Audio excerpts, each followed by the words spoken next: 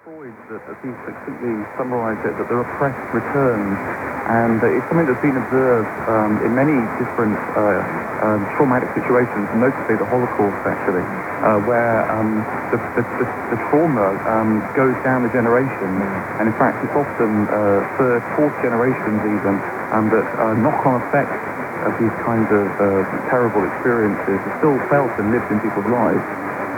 Politically, the power of acknowledgement is often forgotten about. So in some of the very intractable issues in the Middle East, like the Palestinian refugee problem, in many cases there are victims who feel that an acknowledgement of their suffering would actually be more important to them than financial compensation.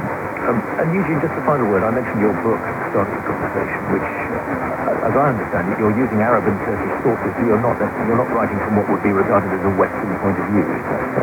No, it's true, and I think what I try to do in the book, because the Armenian story is really, it is a thread that runs right through the Ottoman Great War, was to try and set the events in a context and use Turkish and Arabic sources and Armenian sources to give the context within which these events happened, of Armenian activists, of politics they pursued for national autonomy, of Armenians who deserted Ottoman service and changed sides, giving a context for why a genocide occurred, but not a justification to sort of, and put quite clearly out in what way this would constitute an attempt to eliminate the Armenian presence.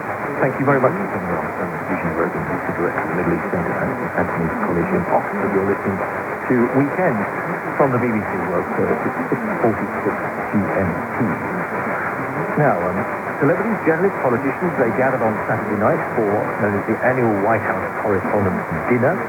For just one night, the White House and the journalists who cover it put aside their differences, put on their tuxes and their gowns, and come together for the night which is sometimes known as Nerd Prom.